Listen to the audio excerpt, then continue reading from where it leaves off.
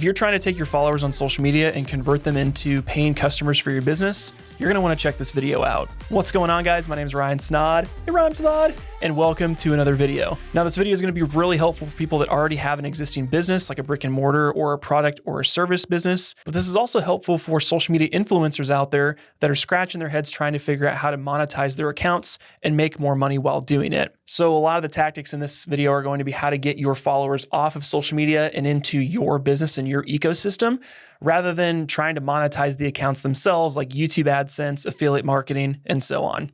The big problem that I see from a marketer standpoint is that many social media influencers are great at creating content and building a following on the platform of their choice. The biggest issue with that is that a lot of these people that have hundreds of thousands or even millions of followers on their account have no idea how to monetize this influence that they have. Make sure to hit the subscribe button below to make sure you don't miss a video, and let's jump into the topic now. The big shift you're going to have is changing your mindset around social media completely.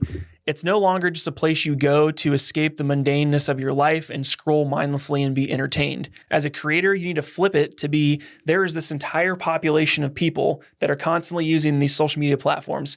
How can I grab some of them, entertain, educate, inspire them, and bring them into my ecosystem and get their information so that I can then sell them something down the line or give them more value outside of just what I can provide on my social media account. It sounds sleazy and salesy, but it's really not. It's building an ecosystem that will feed you and your family to make sure that you're providing more value and that you own the audience, not the social media platforms. So as we're going through this process, I want you to think in terms of micro commitments for your audience. We're not saying, hey, nice to meet you, buy my thing. So the realistic funnel that this is going to look like is someone's going to view one of your videos or your podcast or whatever your thing is. They're going to like it, or they're going to comment, or they're going to engage with it or share it with a friend. Then they're going to follow you. They're going to follow your account. They're going to keep up with you and keep seeing more content from you. Then they might see a couple videos and see that you're offering something, or there's an exclusive community or a download or some kind of thing that you're promoting that then they would go to your profile, click the link in your bio, go to the link, and then continue on with you down the process. But if you don't have a process in place or a structure of what you're trying to do with all the attention you're getting on social media,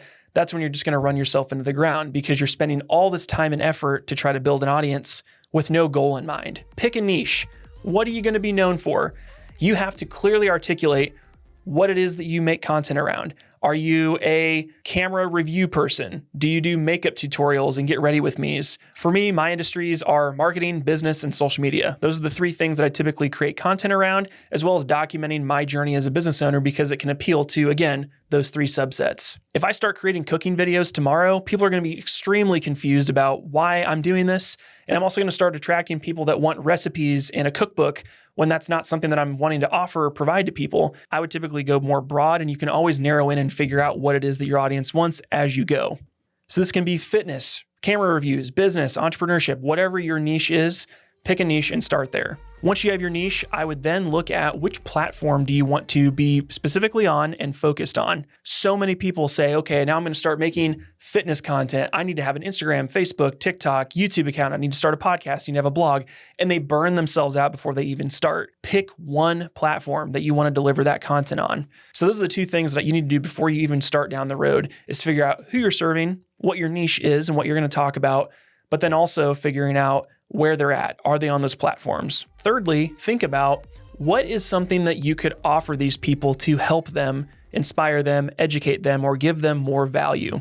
There's so many different ways that you can integrate products or services with what you do, whether you make them digitally, you partner with an existing product or service, or you build a business around those types of things. Now, if you're this far in the video and you already have an existing brick and mortar business, fantastic. You've probably already sped through all this process because you already know who your client base is, where they're located, what platforms they're on, and you already have a product or a service that you sell in your business that you can then sell to them.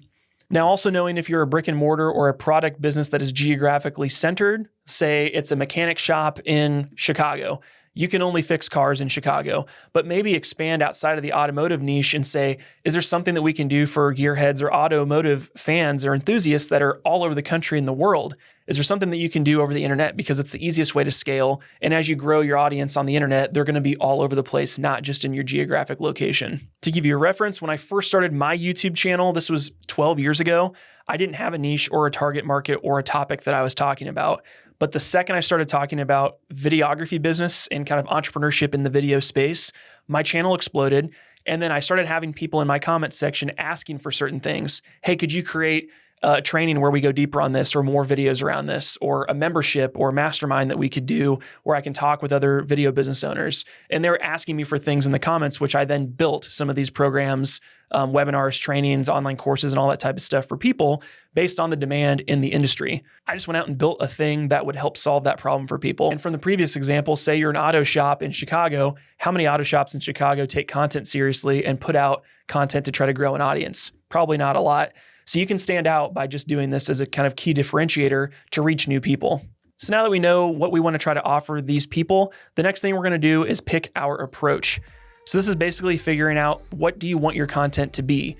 Is it funny? Is it educational? Is it inspiring? Is it simply documenting your journey through entrepreneurship, business ownership, or your day in the life? What are some of the things that people can expect when they come to your page? For my content, I really lean on the educational side because I have a lot of knowledge in different areas that I like to share with people. So now that you have a general approach that you want to do, I would then sit down and start picking out different types of content that you can put together. And a good number I always go for is 50 different types of content. So whether you're doing blogs or you're doing podcasts or YouTube videos or Instagram reels, if you can't come up with 50 different ideas of things that you could post, you probably should not be creating a social media account and trying to be an influencer in the first place, because that's going to be done in like a month and a half, 2 months, and you're already going to be out of ideas. To help with this process, I've already put together a free downloadable that you can check out in the description box below this video. That's going to give you 50 content ideas that you can do if you're doing video in any format. So I'll put a link to that in the description box below. You can check that out. It's 100% for free. So now that you have kind of a script or an outline of some different ideas that you want to create, now's the time that you want to get straight into creating your content.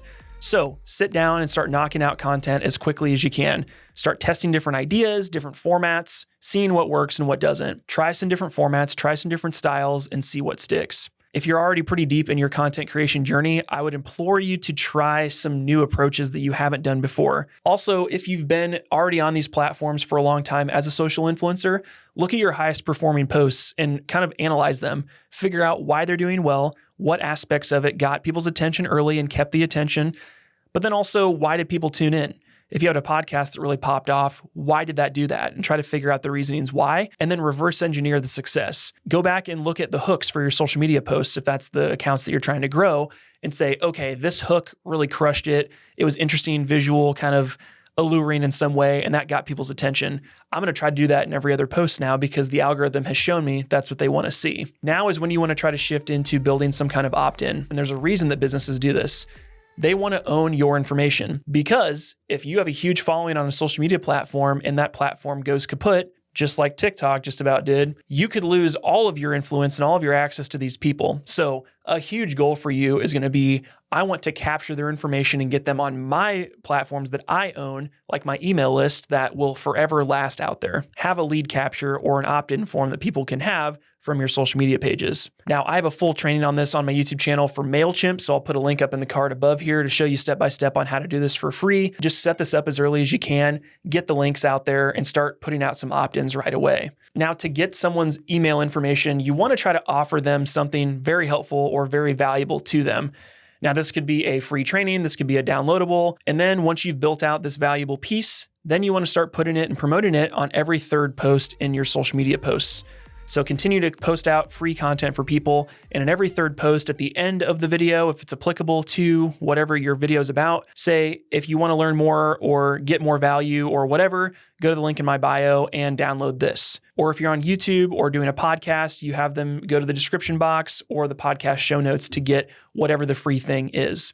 So then day after day after day, you're continuing to grow this library of people that are interested in what you do, and you can then sell them things later down the road, give them more value, or build something in the future that could help them drastically. And this was really the story that I did with my YouTube channel when I started it 10 years ago. I started doing a bunch of content around the business of video production and how to grow your business doing it. And about every third video or so, I would have a ending that if they watch the whole video, they get some free thing. And to this day, 10 years later, I still get 10 new leads per week from those videos. And I made them like 6, 7, 8, 9 years ago.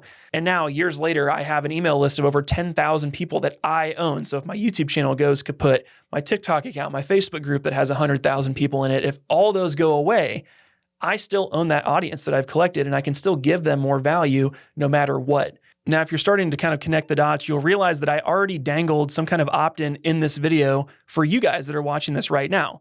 It was my free 50 content ideas spreadsheet that I have that I put together. Now, again, yes, this collects leads for my business, but it also gives a ton more value to you. And I can't go deep on those ideas in this video because then we'd have a huge aside in this big, long 45-minute video, and it's just not a good use of time. So if you want to see how my lead capture process works, just click the link in the description box and you'll kind of see firsthand how this works in real time. And then the final step in this process is continue to post new content regularly. Now, another option is you can directly sell in your videos as well.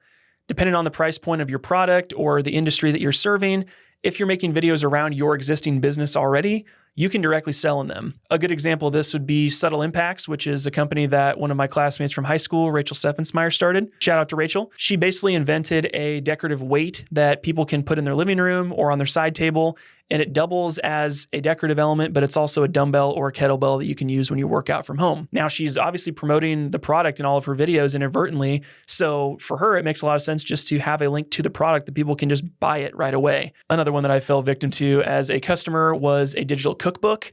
I saw a bunch of cooking videos that somebody had been putting out on TikTok, loved what they were cooking. I wanted the full recipes and all the details, and they had like a $5 cookbook that had like 100 different meals in it that you could buy. What does this audience want? What could you sell them that would give them a ton of value? And it's not just some sleazy cash grab. It's something that actually helps them. So keep that in mind as you're building out your offer. And my very last tip here is that once you kind of master the consistency and the style and the approach and everything that we've talked about on one platform, start to diversify into other platforms. So if you start on, say, TikTok and you're crushing it on TikTok, use the vertical videos and cross-post them to a Facebook page, to an Instagram page, to your YouTube shorts. The same thing could be if you're doing long form, if you're really crushing it with a podcast, throw a camera in like this and put that podcast up on YouTube. Reach a whole new audience of people. Now, somebody who actually walks the walk, I wanted to talk about the things that I've been doing the last decade that have actually helped me grow my creator business within my production company, provided new revenue streams, and done a ton of different stuff for me. The highlights are I started a Facebook group for videographers about 13 years ago that is now the largest Facebook group in the world for freelance videographers. There's 93,000 members in my group, and I built it all on the back of YouTube by offering it as a free thing that people could join if they liked my YouTube videos. The second thing that I've been doing, again, leveraging YouTube since that was my platform of choice,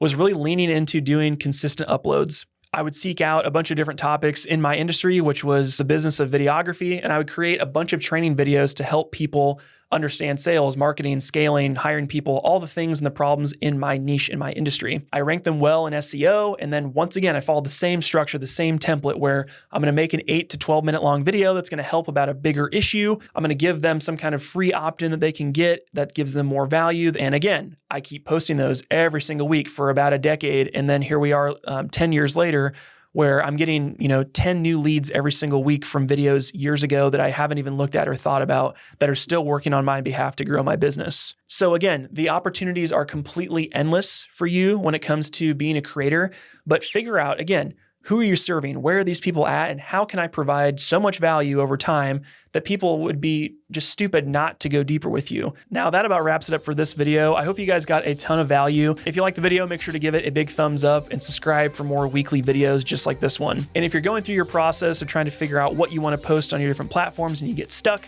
make sure to check out that 50 content ideas spreadsheet. I'll put that in the description box below this video that you can figure out and kind of get a jump start on your ideation process on what you want to post. Okay, that about does it for me, guys. My name is Ryan Snod. It rhymes with odd, and I'm out. Peace.